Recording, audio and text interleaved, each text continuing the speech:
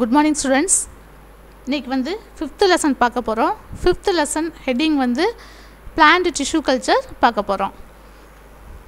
இப்போ plant tissue culture method அப்படிங்கிறது என்ன அப்படினு கேட்டா ஒரு நார்மல் கண்டிஷன் இல்லாம ஆர்ட்டிஃபிஷியல் கண்டிஷன்ல நம்ம என்ன பண்ண போறோம் ஒரு பிளான்ட்ல இருக்கக்கூடிய செல்லையோ இல்ல டிஷ்யூவையோ இல்ல பிளான்ட் பார்ட்ஸையோ எடுத்து அப்ப ரூட்டா இருக்கலாம் ஸ்டெம்மா இருக்கலாம் லீஃபா இருக்கலாம் ஓகேவா இத வந்து நம்ம என்ன பண்ண போறோம் அப்படினா ஏதோ ஒரு cell tissue or plant parts such as root stem leaf இந்த மாதிரி எடுத்து நம்ம என்ன பண்ண போறோம் ஒரு ஆர்ட்டிஃபிஷியல் மீடியாவுல grow பண்ணி இப்ப செல்ஸா இருந்தா அத என்ன பண்ணுவோம் அப்படினு கேட்டா ஆர்ட்டிஃபிஷியல் மீடியாவுல நம்ம இன்சர்ட் பண்ணோம் அப்படினு கேட்டா the cell is converted into the new plants ஆ கிடைக்கும் இதுதான் வந்து plant tissue culture அப்படினு சொல்லுவோம் இதல பாருங்க மைல்ஸ்டோன் இன் plant tissue cultureல என்னென்ன கொடுத்திருக்காங்க basic concept in tissue culture கொடுத்திருக்காங்க பேசிக் கான்செப்ட்னா இப்ப பேசிக்கா என்னென்ன வேணும் நமக்கு அப்படினு கேட்டிங்கனா இப்ப மைல்ஸ்டோன் இன் plant tissue cultureல என்னென்ன history எல்லாம் இருக்கு அப்படிங்கறத பார்க்க போறோம் basic concept in plant tissue culture அப்படிங்கிறது பேசிக்கா நமக்கு என்ன வேணும்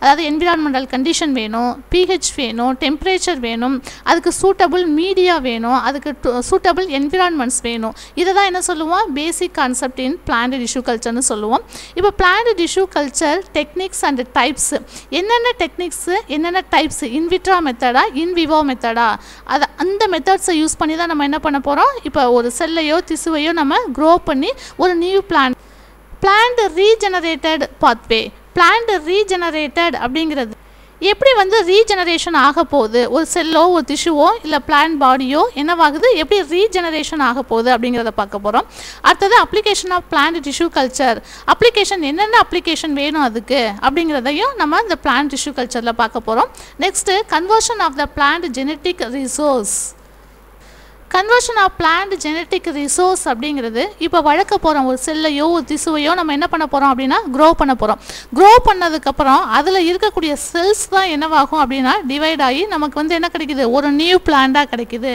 சரியா இதை எப்படி நம்ம கன்சர்வேஷன் பண்ணனும் எப்படி வந்து இத வளர்க்கணும் அப்படிங்கறதையும் நம்ம சொல்லுவோம் next intellectual rights properties biosafety and bioethics intellectual rights of property அப்படிங்கிறது என்னன்னு கேட்டா காப்புரிமம் உயிரி பாதுகாப்பு அதாவது நம்ம ஒரு நியூவா ஒரு ப்ராடக்ட் வந்து ரெடி பண்ணி வச்சிருக்கோம் அதுக்கு எப்படி வந்து கவர்மெண்ட் கிட்ட நம்ம வந்து பெர்மிஷன் வாங்குனாதான் நம்ம என்ன பண்ண முடியும் அதை கொண்டு போய் சேல்ஸ் பண்ண முடியும் மார்க்கெட்ல இல்லையா அதுக்கு வந்து என்னென்ன வேணும் அப்படின்னு கேட்டா காப்புரிமம் வேணும் பாதுகாப்பு மற்றும் உயிர் அறநெறி பற்றிய அறிவை பெறவும் அதாவது இப்போ ஒரு ப்ராடக்ட் நம்ம ரெடி பண்றோம் அப்படின்னு கேட்டா ப்ரிப்பேர் பண்றோம் அப்படின்னு கேட்டா அதை பத்தின அறிவு நமக்கு தெரிஞ்சிருக்கணும் அப்பதான் நம்ம என்ன பண்ண முடியும் அப்படினா மார்க்கெட்டுக்கு சேல்ஸ் பண்ணும்போது அதல இருக்கக்கூடிய அப்ளிகேஷன் எல்லாத்தையும் மத்தவங்களுக்கு நம்ம சொல்ல முடியும் ஃபியூச்சர் பயோடெக்னாலஜி அப்படிங்கிறது என்னன்னு கேட்டா உயிர் தொழில்நுட்பவியலின் எதிர்காலம் இப்போ நமக்கு அப்புறம் வர போறவங்கலாம் நம்மளை விட என்ன பண்ணுவாங்க அப்படினு கேட்டாக்க நியூ மெத்தட்ஸ் எல்லாம் நம்ம ஐடென்டிஃபிகேஷன் அவங்க பண்ணுவாங்க இல்லையா இப்போ ஃபியூச்சர்ல இந்த பயோடெக்னாலஜி எப்படி எல்லாம் வந்து யூஸ் ஆக போகுது அப்படிங்கறதையும் நம்ம தெரிஞ்சுக்கலாம் First பாருங்க ஹெர்பர்லேண்ட் அப்படிங்கறவங்க 1902ல cultured plant cells in artificial condition called an in vitro in culture medium Knob salt solution containing the glucose and peptone and developed callus and proposed the concept totipotency it means the development of whole plant from isolated or tissue in vitro condition இப்போ டோட்டிபோட்டன்சி அப்படிங்கிறது என்னன்னு கேட்டாக்க ஒரு செல்லையோ ஒரு டிஷ்யூவையோ எடுத்து நம்ம முழு பிளான்ட்டா கொண்டு வரோம் பாத்தீங்களா அதுக்கு பேர் தான் டோட்டிபோட்டன்சி அதாவது முழு ஆக்குத்திறன் கொண்ட ஒரு தாவரம் அதுக்கு பேரு டோட்டிபோட்டன்சி அப்படினு சொல்லுவோம் இப்போ வந்து ஒரு செல் இல்லனா ஒரு டிஷ்யூவை நம்ம ஆர்ட்டிஃபிஷியலா என்ன பண்ண போறோம் அப்படினா grow பண்ண போறோம் grow பண்றதுக்கு அதுக்கு தேவையான நியூட்ரிஷன் இருந்தாதான் அந்த செல்லையோ இல்ல டிஷ்யூவோ அப்சர்வ் பண்ணிக்கிட்டு அது வந்து என்ன ஆகும் grow ஆகும் grow ஆனதுக்கு அப்புறம் மல்டிப்ளிகேஷன் நடந்து நமக்கு ஒரு நியூ செல்ஸ் கிடைக்கும் அதுக்கு தகுந்த ஒரு மீடியம் வேணும் இல்லையா அதான் knobs salt solution that is அது என்ன இருக்கும் அதுல என்ன இருக்கும் அப்படினா glucose peptones plus others chemicals இருக்கக்கூடிய ஒரு ஆர்ட்டிஃபிஷியல் மீடியா இந்த மீடியாவை நம்ம யூஸ் பண்ணி என்ன பண்ணலாம் அப்படினு கேட்டாக்க மெயினா இன் விட்ரோ கண்டிஷன்ல நம்ம ஒரு நியூ பிளான்ட்ஸை grow பண்ண போறோம் நெக்ஸ்ட் பாருங்க PR White அப்படிங்கறவங்க 1934ல development root cultures used NAP solution along with 3 vitamins like vitamins like pyridoxines, thiamine and nicotinic acid. இந்த 3 விட்டமின்ஸையும் யூஸ் பண்ணி என்ன பண்ணாங்க அப்படின்னா ரூட்டை எடுத்து நம்ம ஆர்டிஃபிஷியலாக ஒரு மீடியாவில் க்ரோ பண்ணி ஒரு நியூ பிளான்ட்டாக கொண்டு வரலாம்.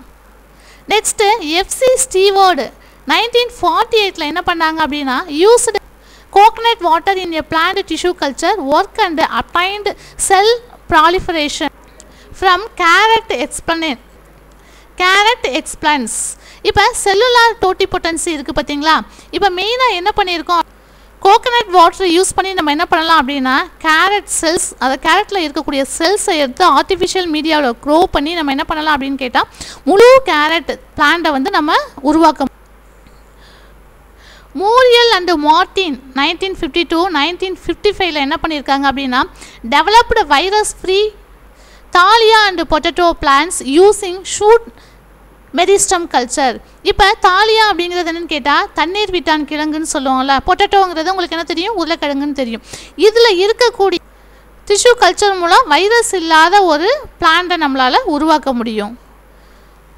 முராசிங் அண்டு ஸ்கூக் அப்படிங்கிறவங்க 1962 இப்போ பிளான்ட்ஸ் செல்ஸ் இருந்தாலும் சரி தான், இல்லை பிளான்ட்ஸோட ரூட்டு ஸ்டெம் லீஃப் இந்த மாதிரி பிளான்ட்டோட பார்ட்ஸ் எடுத்துக்கிட்டாலும் சரி தான், இல்லை டிஷ்யூ எடுத்துக்கிட்டாலும் சரி தான், இதெல்லாம் ஆர்டிஃபிஷியல் மீடியாவில் தான் நம்ம க்ரோ பண்ணி ஒரு நியூ பிளான்ட்டை கொண்டு வர முடியும்.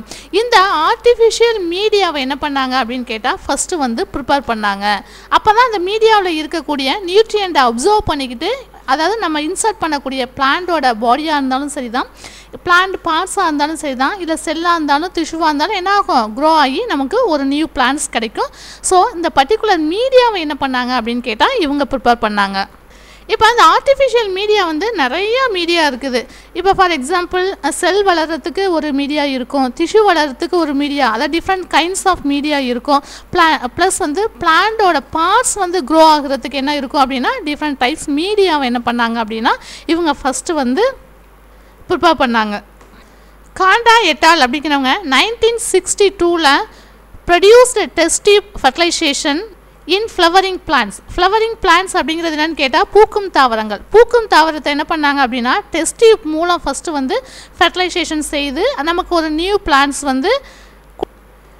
எமடா et al 1963 produced callus and free cell in tissue culture of Tradescantia reflexa. இப்போ கேலி அப்படிங்கிறது என்ன, நிறைய குரூப் ஆஃப் செல்ஸ் வந்து சேர்ந்தது கேலஸ் அப்படின்னு சொல்லுவோம் இல்லையா. அது என்னவாகும் அப்படின்னு கேட்டால் செல் டிவிஷன் நடந்து ஒவ்வொரு செல்ஸும் வந்து ஒவ்வொரு பிளான்ட்டோட ஆர்கன்ஸை ப்ரொடியூஸ் பண்ணும் இல்லையா. இந்த மெத்தட்ஸில் என்ன பண்ணாங்க அப்படின்னா எமடா அப்படிங்கிறவங்க ஒரு பிளான்ட்ஸை வந்து ஒரு செல்லேருந்து என்ன பண்ணாங்க ஒரு நியூ பிளான்ட்ஸை ப்ரொடியூஸ் பண்ணாங்க. அது என்ன அப்படின்னா Tradescantia reflexa. Guha and Maheshwari 1964 development in vitro production of haploid embryos from the anthers of Datura. டாட்டுராங்கிறது ஊமந்தப்பூ இல்லையா, அதில் இருக்கக்கூடிய ஆந்தஸை என்ன பண்ணாங்க அப்படின்னு கேட்டாக்க இன்விட்ரோ மெத்தடில் டெவலப் பண்ணி ஒரு நியூ பிளான்ட்ஸ் கொண்டு வந்தாங்க. ஹேப்ளாய்டுங்கிறது என் கண்டிஷனில் இருக்கக்கூடிய. Vasil and Hildebrandt 1965 achieved differentiation of the tobacco plants from single isolated cells in micropropagation. Tobacco பிளான்ட்ஸில் இருக்கக்கூடிய ஒரு ஐசோலேட்டடாக தனியாக ஒரு செல்ஸை எடுத்து நம்ம என்ன பண்ணோம் ஒரு நியூ பிளான்ட்ஸை ஆர்டிஃபிஷியல் மெத்தட் மூலம் நியூ பிளான்ட்ஸை நம்ம ப்ரொடியூஸ் பண்ணோம். டால்பி et al 1971 regenerated tobacco plants from isolated mesophyll protoplast. மீசோஃபில்ங்கிறது என்னது, இடை அடுக்கு திசுன்னு சொல்லுவோம் இல்லையா, அதை என்ன பண்ணுவாங்க அதை ஐசோலேட் பண்ணி நம்ம ஒரு டொபாக்கோ பிளான்ட்ஸை நியூ பிளான்ட்ஸை வந்து உருவாக்குனாங்க. எது இலையில் இருக்கக்கூடிய மீசோஃபில் புரோட்டோபிளாஸ்ட் இருக்குது பார்த்தீங்களா, அதை வந்து நம்ம தனியாக ஐசோலேட் பண்ணி ஆர்டிஃபிஷியல் மீடியாவில் க்ரோ பண்ணி நம்ம என்ன பண்ண முடியும் அப்படின்னு கேட்டால் நியூ பிளான்ட்ஸை கால்சன் என்ன பண்ணாங்க ப்ளஸ் அவரோட ஃப்ரெண்ட்ஸ் கோவொர்க்கர் அப்படிங்கிறது அவங்களோட ஃப்ரெண்ட்ஸ் எல்லாருமே சேர்ந்து அதை புரோட்டோபிளாஸ்ட் ஃபியூஷன் பண்ணாங்க. எந்த பிளான்ட்ஸில் பண்ணாங்க அப்படின்னா நிக்கோடியானா குளுக்கா அண்ட் நிக்கோடியான் லாங் ஸ்டார்ஃபி நிக்கோடியானாங்கிறது என்னது புகையிலை தாவரம். அதில் இருக்கக்கூடிய அந்த சிற்றினங்கள் இருக்குது பார்த்தீங்களா, அதில் என்ன பண்ணாங்க அப்படின்னா புரோட்டோபிளாஸ்ட் ஃபியூஷன் பண்ணி ஃபஸ்ட்டு வந்து சொமட்டிக் ஹைப்ரிடேஷன். சொமட்டிக் அப்படிங்கிறது என்ன, பிளான்டோட பார்ட்ஸ் இல்லையா, இதை வந்து புரோட்டோபிளாஸ்ட் ஃபியூஷன் பண்ணி ஃபஸ்ட்டு ஆர்டிஃபிஷியல் மீடியாவில் யூஸ் பண்ணி நமக்கு நியூ பிளான்ஸ் கொடுத்தாங்க. எப்போ 1970 2 ஸ்பீசிஸில் இருக்கக்கூடிய சொமட்டிக் செல்ஸை வந்து ஹைப்ரிட் பண்ணாங்க. எப்போ 1971. இந்த மாதிரி சொமட்டிக் ஹைப்ரிட் பண்ணுறது மூலம் நமக்கு என்ன கிடைக்கும் அப்படின்னா new plants. Melchers and coworkers in 1978 என்ன பண்ணாங்க அப்படின்னு கேட்டாக்க ஒரு பொட்டேட்டோ எடுத்துக்கிட்டாங்க, ஒரு டொமேட்டோ எடுத்துக்கிட்டாங்க, ரெண்டையும் என்ன பண்ணாங்க ஹைப்ரிட் பண்ணாங்க. ஹைப்ரிட் பண்ணும்போது நமக்கு என்ன கிடச்சிச்சு அப்படின்னா பொமேட்டோ அப்படிங்கிற ஒரு நியூ பிளான்ஸ் கிடச்சி. சில்டன் அப்படிங்கிறப்ப 1983 produced transformed tobacco plants from single cell transformation and gene insertion. அதாவது சிங்கிள் டொபாக்கோ பிளான்ட்ஸில் என்ன பண்ணாங்க, சிங்கிள் செல் டிரான்ஸ்ஃபர்மேஷன் பண்ணி என்ன கொடுத்தாங்க, ஜீன் இன்சர்ஷன். அதாவது பர்டிகுலர் ஜீனை நம்ம என்ன பண்ணுறோம் அப்படின்னு கேட்டால் ஒரு பிளான்ட்டுக்குள்ளே இன்சர்ட் பண்ணும்போது நமக்கு தேவையான ஒரு ஆர்டிஃபிஷியல் நியூ வெரைட்டி கிடைக்கக்கூடியதையும் நம்ம என்ன பண்ணலாம், அந்த ஹைப்ரிட் மெத்தட் மூலம் பண்ணலாம். அந்த ரீகாமினன்ட் டிஎன்ஏ டெக்னாலஜி பார்த்தோம் பார்த்தீங்களா, அந்த ரீகாமினன்ட் டிஎன்ஏ டெக்னாலஜி மூலம் தான் என்ன பண்ணாங்க அப்படின்னா அந்த ஜீன் இன்சர்ஷன்லாம் பண்ணி நமக்கு நியூ வெரைட்டி கிடைக்கக்கூடியதாக இருக்குது. இந்த நியூ வெரைட்டி எப்படி இருக்கும் அப்படின்னு கேட்டால் இப்போ மார்க்கெட்டுக்கு கொண்டு போகும்போது நமக்கு ஹை ஈல்டிங் கிடைக்கும், ப்ளஸ் வந்து நமக்கு ப்ராஃபிட்டும் ஜாஸ்தியாக இருக்கும். Horsch et al 1984 developed transgenic tobacco by Agrobacterium mediated gene trans. அக்ரோபாக்டீரியம்ங்கிறது என்னது, ஒரு பாக்டீரியா. இந்த பாக்டீரியாவை யூஸ் பண்ணி நம்ம என்ன பண்ணலாம், இதில் இருக்கக்கூடிய பிளாஸ்மிட்டில் நம்ம பர்டிகுலர் ஜீனை இன்சர்ட் பண்ணி ஒரு நியூ வெரைட்டியை நம்ம உருவாக்க முடியும். சரியா? இப்போ பேசிக் கான்செப்ட் ஆஃப் டிஷ்யூ கல்ச்சரில் பார்த்தீங்க அப்படின்னா இந்த பேசிக் கான்செப்டில் என்னென்ன இருக்குது அப்படின்னா டோட்டிபொட்டன்சி, டிஃபரன்ஷியேஷன், டிஃபரன்ஷியேஷன் அண்டு ரீடிஃபரன்ஷியேஷன் அப்படின்னு 4 மெத்தடை யூஸ் பண்ணி தான் நம்ம என்ன பண்ணுறோம் அப்படின்னா டிஷ்யூ கல்ச்சர் மெத்தட் பண்ண போகிறோம். அதான் பேசிக் கான்செப்ட். இப்போ டோட்டிபொட்டன்சி அப்படிங்கிறது என்னன்னு கேட்டால் முழு ஆக்குத்திறன். அதுக்கு பேர் தான் என்ன சொல்கிறோம், நம்ம டோட்டிபொட்டன்சி அப்படின்னு சொல்கிறோம். ஒரு பிளான்ட்டில் இருக்கக்கூடிய செல்ஸையோ திசுவையோ இல்லை ரூட்டு ஸ்டெம் இந்த மாதிரி நம்ம என்ன பண்ணுறோம் அப்படின்னா ஐசோலேட் பண்ணிவிட்டு ஒரு ஆர்டிஃபிஷியல் மீடியாவில் நம்ம க்ரோ பண்ணுவோம். க்ரோ பண்ணதுக்கப்புறம் அதில் இருக்கக்கூடிய செல் என்ன பண்ணோம் அப்படின்னு கேட்டால் இந்த ஆர்டிஃபிஷியல் மீடியாவில் இருக்கக்கூடிய நியூட்ரியண்ட்டை அப்சர்வ் பண்ணிக்கிட்டு அது கம்ப்ளீட்டாக ஒரு நியூ இண்டிவிஜுவல் பிளான்ட்டாக கிடைக்கிது. இதுக்கு பேர் தான் முழு தாவரமாக கிடைக்கிது பார்த்தீங்களா, இதுக்கு பேர் தான் டோட்டிபொட்டன்சி, முழு ஆக்குத்திறன் அப்படின்னு சொல்லுவோம். நெக்ஸ்ட் பாருங்க, டிஃபரன்ஷியேஷன் அப்படிங்கிறது the process of biochemical and structural changes. அதாவது இந்த ப்ராசஸில் என்ன நடக்கும் அப்படின்னா பயோகெமிக்கல் சேஞ்சஸும் நடக்கும், ஸ்ட்ரக்சுரல் சேஞ்சஸும் நடக்கும். பயோகெமிக்கல் சேஞ்சஸ் அப்படிங்கிறது உயிரி வேதியியல் அமைப்பில் சேஞ்சஸ் நடக்கும். இன்னொன்று பார்த்தீங்க அப்படின்னா அதோட புறத்தோற்ற அமைப்பு மாற்றங்கள் இருக்குது பார்த்தீங்களா, அந்த அமைப்புலையும் என்ன பண்ணும் அப்படின்னா மாற்றங்கள் ஏற்படும். இந்த மாற்றங்கள் ஏற்படுறதுனால நம்ம specialised in form and functions, ஒரு சிறப்பான அமைப்பு மற்றும் பணியை வந்து என்ன பண்ணும் அப்படின்னா இது மேற்கொள்ளும். எது அப்படின்னா இந்த டிஃபரன்ஷியேஷனாக இருக்கக்கூடிய செல்ஸ் வந்து இப்போ என்ன ஆகுது, நமக்கு ஒரு முழு செல் வந்து உருவாயிடுச்சு. ஃபஸ்ட்டு வந்து ஒரு டோட்டிபொட்டன்சியில் நமக்கு என்ன சொல்கிறோம் அப்படின்னா ஒரு செல்ஸை எடுத்து ஆர்டிஃபிஷியல் மீடியாவில் க்ரோ பண்ணும்போது நமக்கு ஒரு நியூ பிளான்ஸ் கிடச்சிருச்சு. ஓகேவா? இப்போ டிஃபரன்ஷியேஷன் அப்படிங்கிறது அந்த இதில் அந்த செல்லில் என்ன நடக்கும் அப்படின்னு கேட்டால் பயோகெமிக்கல் சேஞ்சஸும் ஸ்ட்ரக்சுரல் சேஞ்சஸும் நடந்து நமக்கு ஒரு நியூ ஸ்பெஷலைஸ்டு ஃபங்க்ஷன் இருக்கக்கூடிய ஒரு செல் வந்து ஃபார்ம் ஆகுது. ரீடிஃபரன்ஷியேஷன் அப்படிங்கிறது ஃபர்தராக, அதாவது டிஃபரன்ஷியேஷன் ஆன செல்ஸ் இருக்குது பார்த்தீங்களா, அது differentiated cell into the another type of cell. அதாவது டிஃபரன்ஷியேஷன் ஆன செல் வந்து என்னவாகும் அப்படின்னு கேட்டால் மேலும் என்ன பண்ணும் அப்படின்னு கேட்டால் டிஃபரன்ஷியேஷன் ஆகும். அதாவது வேறுபாடு உற்ற ஒரு செல் வந்து மறுபடியும் என்ன பண்ணும் அப்படின்னு கேட்டாக்க செல் டிவிஷன்லாம் நடக்கும்போது அங்கே அந்த செல்ஸ்லையும் அதுக்குள்ளே என்ன பண்ணும் அப்படின்னா நிறையா வந்து டிஃபரன்ஷியேஷன் நடக்கும். இதுதான் வந்து என்ன சொல்கிறாங்க அப்படின்னா differentiation of the already differentiated cells into the another type of cell. ஒரு செல் வந்து டிஃபரன்ஷியேஷன் ஆயிடுச்சு, அதுக்கப்புறம் என்னவாகும் அப்படின்னு கேட்டால் அதில் வந்து பயோகெமிக்கல் சேஞ்சஸ் நடக்கும், செல் டிவிஷன்லாம் நடக்குது பார்த்தீங்களா, அந்த செல்ஸ் என்னவாகும் அப்படின்னு கேட்டால் அனதர் டைப் செல்ஸாக வந்து சேஞ்ச் ஆகும். இதுக்கு தான் ஃபார் எக்ஸாம்பிள் கொடுத்துருக்காங்க. when the components cells of the callus have the ability of form a whole plant in nutrient medium, the phenomenon is called the redifferentiation. ஒரு ஆர்டிஃபிஷியல் மீடியாவில் இருக்கக்கூடிய ஒரு கேலஸ் டிஷ்யூ இருக்குது பார்த்தீங்களா, அது என்ன பண்ணும் அப்படின்னு கேட்டால் முழு தாவர அமைப்பை உருவாக்கும் திறன் இருக்குது பார்த்தீங்களா, அந்த உருவாக்கும் திறன் பெற்றுள்ளதை தான் என்ன சொல்கிறோம் அப்படின்னு கேட்டாக்க ரீடிஃபரன்ஷியேஷன். அதாவது ஒரு கேலஸ் இருக்குது, அதை வந்து நம்ம என்ன பண்ணுறோம் ஆர்டிஃபிஷியல் மீடியாவில் க்ரோ பண்ணுறோம். க்ரோ பண்ணதுக்கப்புறம் அது என்னவாகும் அப்படின்னு கேட்டால் ஒரு முழு தாவர அமைப்பை வந்து பெறும். இதுக்கு பேர் தான் ரீடிஃபரன்ஷியேஷன். நெக்ஸ்ட்டு பாருங்கள், டீடிஃபரன்ஷியேஷன் அப்படிங்கிறது the phenomenon of the reversion of mature cells to the meristematic state leading to the formation of callus is called the de-differentiation. இப்போ de-differentiationல என்ன நடக்குது அப்படின்னு கேட்டால் முதிர்ச்சி அடைந்த ஒரு செல் என்ன பண்ணும் அப்படின்னு கேட்டால் மீண்டும் என்ன பண்ணுது அப்படின்னு கேட்டால் ஆக்க திசுவாக மாறி கேலஸ் போன்ற திசுவை உருவாக்கும் நிகழ்ச்சி, கேலஸ் போன்ற திசுவை உருவாக்கும் நிகழ்ச்சி இருக்குது பார்த்தீங்களா, அதுதான் என்ன சொல்கிறோம் அப்படின்னு கேட்டால் de-differentiation. டோட்டிபொட்டன்சி, டிஃப்ரென்ஷியேஷன், ரீடிஃப்ரென்ஷியேஷன்லாம் நடந்து முடிஞ்சு ஒரு முழு திசு நமக்கு உருவாகுது. அந்த முழு திசு என்ன பண்ணுது அப்படின்னு கேட்டாக்கா ஆக்க திசுவாக மாறி கேலஸ் போன்ற திசுவை உருவாக்கும் நிகழ்ச்சி இருக்குது பார்த்தீங்களா, அதுக்கு பேர் தான் நம்ம என்ன சொல்கிறோம் அப்படி. These two phenomena of redifferentiation and de-differentiation are the inherent capacities of living plant cells or tissue. இப்போ இந்த ரீடிஃப்ரென்ஷியேஷன் டீடிஃபரன்ஷியேஷன் இருக்குது பார்த்தீங்களா, இது ரெண்டும் ஒன்று சேர்ந்தால் தான் நமக்கு என்ன கிடைக்கும் அப்படின்னு கேட்டால் ஒரு நியூ பிளான்ட் கிடைக்கும். இதை தான் என்ன சொல்கிறாங்க அப்படின்னா this is described as totipotency.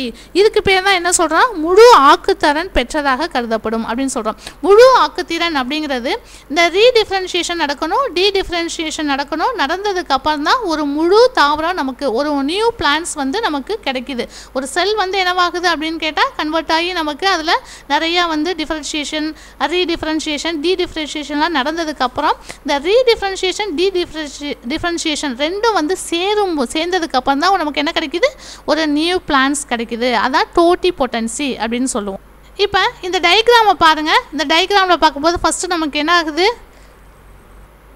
இதுதான் ஒரு எக்ஸ்பிளான்ட் அப்படிங்கிறது ஒரு செல் இல்லை டிஷ்யூவை எடுத்துக்கிறோம். இதை என்ன பண்ணுறோம் அப்படின்னு கேட்டால் ஒரு ஆர்டிஃபிஷியல் மீடியாவில் இதை வந்து இன்சர்ட் பண்ணுறோம். இந்த செல்ஸையோ இல்லை திசுவையோ நம்ம வந்து என்ன பண்ணுறோம் இன்சர்ட் பண்ணுறோம். இன்சர்ட் பண்ணும்போது இந்த செல் என்னவாகும் அப்படின்னு கேட்டால் செல் டிவிஷன் நடந்து இவங்க கேலஸ் அப்படிங்கிற ஒரு ரீஜன் வந்து உருவாகுது. சரியா, கேலஸ் அப்படிங்கிறது என்னது நிறைய செல்ஸ் வந்து கூட்டமாக இருக்கக்கூடிய அமைப்பு தான். அதுலேருந்து நமக்கு என்னவாகுது அப்படின்னா இயர்லி எம்ப்ரியோ நடக்குது. இயர்லி எம்ப்ரியோ அப்படிங்கிறது என்னது முன்கரு. சரியா, அதுக்கப்புறம் என்ன ஆகுது அப்படின்னா லேட் எம்ப்ரியோ வருது. லேட் எம்ப்ரியோ அப்படிங்கிறது என்னன்னு கேட்டால் பின்கரு அப்படின்னு சொல்லுவோம்.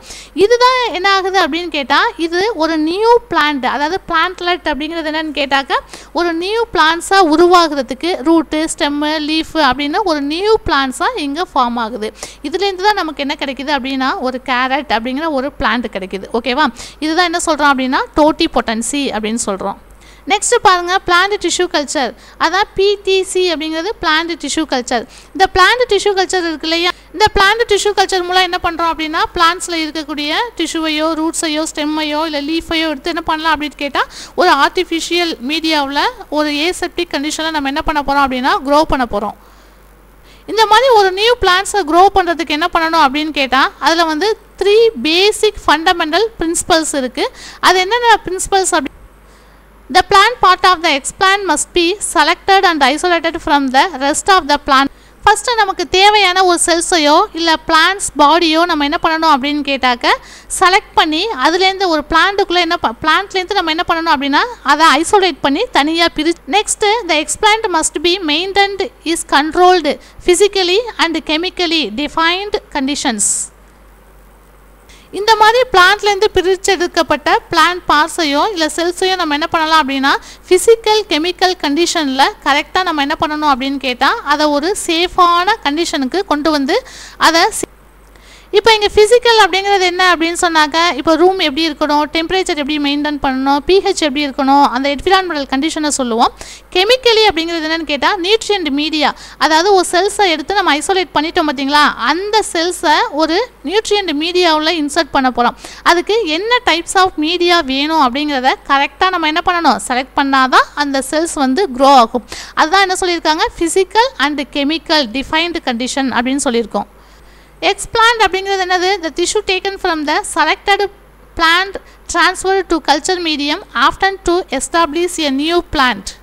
ஒரு பிளான்ட்லேருந்து நம்ம என்ன பண்ணுறோம், நமக்கு தேவையான திசுவை செலக்ட் பண்ணி நம்ம என்ன பண்ணுறோம் அப்படின்னு கேட்டால் ஆர்டிஃபிஷியல் மீடியாவில் க்ரோ பண்ணி ஒரு நியூ பிளான்ட்ஸை நம்ம என்ன பண்ணுறோம், ப்ரொடியூஸ் பண்ணுறோம்.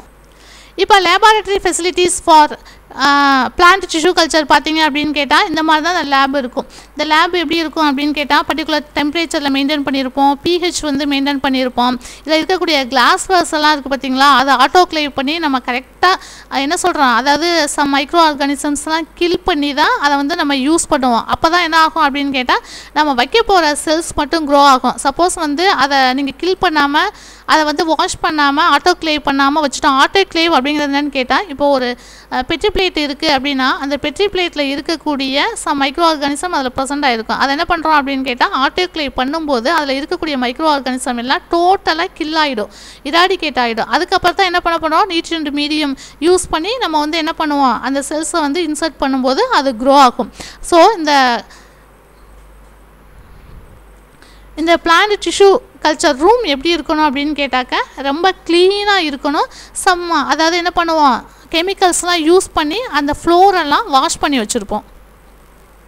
கிளாஸ் வேர்ஸ்லாம் நல்லா என்ன பண்ணுவோம் அப்படின்னு கேட்டால் க்ளீன் பண்ணி ஆட்டோக்ளேவ் பண்ணி நம்ம என்ன பண்ணியிருப்போம் அப்படின்னு கேட்டால் மைக்ரோ ஆர்கானிசத்தெல்லாம் கில் பண்ணி. கிளாஸ் வேர்ஸ் மட்டும் இல்லை, நம்ம என்னென்ன யூஸ் பண்ண போகிறோமோ அந்த அப்பாரட்டஸ் எல்லாத்தையுமே என்ன பண்ணணும் அப்படின்னா ஆட்டோக்ளேவ் பண்ணி தான் நம்ம லேபில் வந்து ஸ்டோர் பண்ணி வச்சுருப்போம்.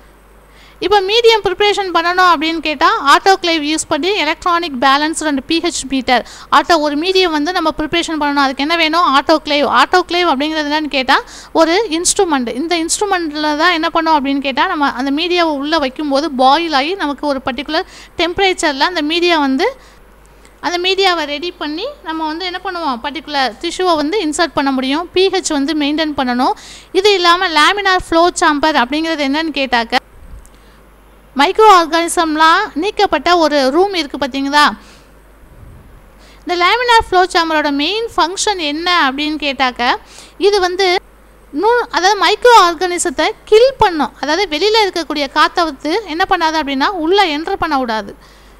அந்த அளவுக்கு வந்து என்ன பண்ணிடும் அப்படின்னு கேட்டால் எந்த மைக்ரோ ஆர்கானிசமும் இது உள்ளே வந்து என்ட்ரு பண்ணாது. ஸோ இதுக்குள்ளே நம்ம என்ன பண்ணுவோம், இந்த லேமினார் ஃப்ளோ சாம்பர் அதுக்குள்ளே வச்சு தான் நம்ம என்ன பண்ணுவோம், மீடியா ட்ரான்ஸ்ஃபர் பண்ணுறதோ இல்லை செல்லை வந்து இன்சர்ட் பண்ணுறதோ இது எல்லாமே இந்த லேமினார் ஃப்ளோ சாம்பருக்குள்ளே வச்சு தான் நம்ம என்ன பண்ணுவோம் அப்படின்னு கேட்டாக்க இந்த பிளான்ட் டிஷ்யூ கல்ச்சர் மெத்தடே.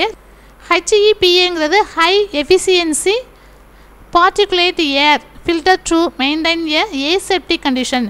ஏசெப்டிக் கண்டிஷனில் தான் நம்ம என்ன பண்ண போகிறோம், ஹை எஃபிஷியன்சி பார்ட்டிகுலேட் ஏர் தான் என்ன பண்ணோம் அப்படின்னு கேட்டால் மைக்ரோ ஆர்கானிசத்தை எல்லாத்தையும் என்ன பண்ணோம் அப்படின்னா கில் பண்ணி அந்த ரூமையே எப்படி இருக்கும், ஏசெப்டிக் கண்டிஷனில் வச்சுருக்கோம். கல்ச்சர் ஃபெசிலிட்டியில் பார்க்கும்போது growing the explant இனாக்குலேட்டட் into the culture tubes 20 to 28 degrees Celsius with illumination of light 2400 lux with a photo period of 8 to 16 hours and relative humidity of about 60%. இப்போ அந்த கல்ச்சர் ஃபெசிலிட்டிஸ் இருக்குது பார்த்தீங்களா. இப்போ inoculate பண்ணக்கூடிய culture tubes எப்படி இருக்கணும் அப்படின்னா 20 to 28 degrees Celsiusல நம்ம என்ன பண்ண போகிறோம் அப்படின்னா அதை ஆட்டோக்ளேவ் பண்ணி க்ளீனாக வச்சுருப்போம். லைட் எப்படி இருக்கணும் அப்படின்னா 2400 மெயின்டைன் பண்ணி வச்சுருப்போம். இது இல்லாமல் அந்த ஃபோட்டோ பீரியடு அது எவ்வளோ நேரம் வேணும் அப்படின்னு கேட்டால் ஃபோட்டோனா லைட்டை யூஸ் பண்ணி தான் நம்ம இதை வந்து மெயின்டைன் பண்ணுவோம். 6 to 18 hours இருக்கணும். ஹியூமிடிட்டி எப்படி இருக்கணும், 60%. இந்த மாதிரி கண்டிஷனுக்கு அந்த ரூமை கொண்டு வந்ததுக்கு அப்புறம் தான் நம்ம என்ன பண்ணுவோம் அப்படின்னு கேட்டால் பிளான்ட் டிஷ்யூ கல்ச்சரே ரன் பண்ணுவோம். Okay, thank you students. இன்றைக்கி கிளாஸில் வந்து மைல்ஸ்டோனும் இப்போ basic concept of tissue culture பார்த்தோம். இது வந்து அடிக்கடி கேட்கக்கூடிய கொஷின், நல்லா பார்த்துக்கோங்க. இதில் ஏதாவது டவுட் இருந்தால் என் நம்பருக்கு கால் பண்ணி கேளுங்க. தேங்க்யூ.